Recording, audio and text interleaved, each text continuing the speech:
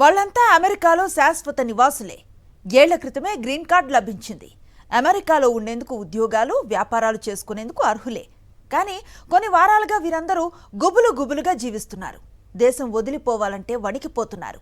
ఒక్కసారి బయట దేశాలకు వెళితే మళ్ళీ తిరిగి రాగలమో లేదో అన్న బెంగ వారిని వెంటాడుతోంది. అంతా అగ్రరాజ్యం అమెరికా కొత్త అధ్యక్షుడు ట్రంప్ నిర్ణయాల ప్రభావం.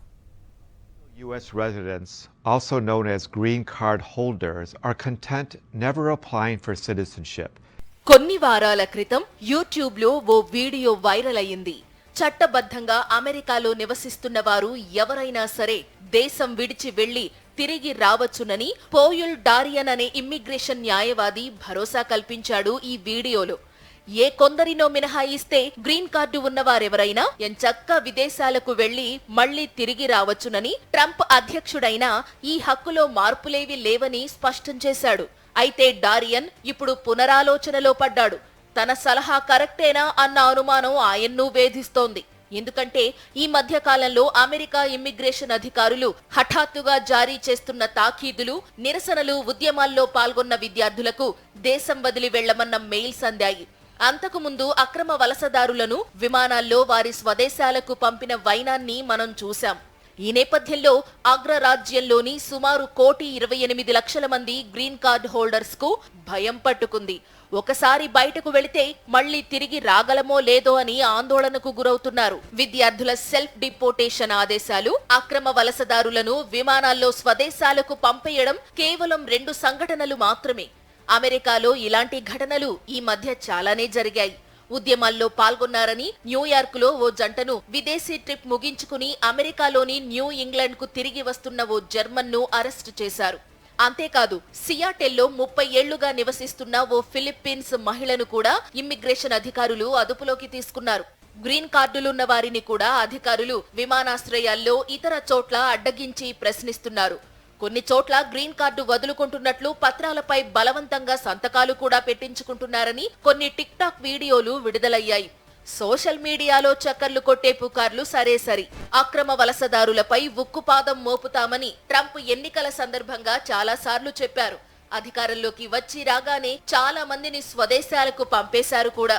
భారతీయులు కొందరిని సంకెళ్లతో మిలిటరీ విమానాల్లో పంపడం అప్పట్లో వివాదాస్పదమైంది. అయితే గ్రీన్ కార్డులు ఉన్న వారి జోలికి మాత్రం వెళ్లరని అందరూ అనుకుంటున్న సమయంలో ఉపాధ్యక్షుడు జేడీ వ్యాన్స్ ఓ బాంబు పేల్చారు. గ్రీన్ కార్డు ఉన్నా ఎప్పుడు కావాలంటే అప్పుడు వారిని వెనక్కి పంపేయవచ్చునని ప్రకటించారు. ఇది కాస్త పెను సంచలనమైంది. ఇంకో పక్క అనుకున్నంత స్థాయిలో అక్రమ వలసదారులను వెనక్కి పంపలేకపోతుండటంతో అధికారులు కూడా దూకుడు పెంచారు.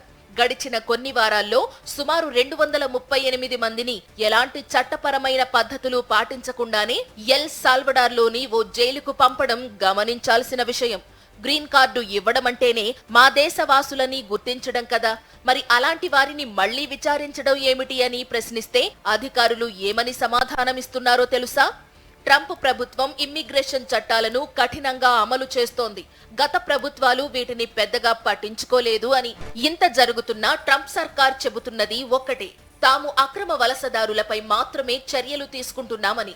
చట్టాలను పాటించకపోయినా, గ్రీన్ కార్డ్ అప్లికేషన్లో ఎలాంటి తప్పులున్నా, విదేశాల్లో ఉంటూ సకాలంలో రీఎంట్రీకి దరఖాస్తు చేసుకోకున్నా గ్రీన్ కార్డు ఉన్నప్పటికీ చర్యలు తప్పవని హెచ్చరిస్తున్నారు ఇమ్మిగ్రేషన్ అధికారులు.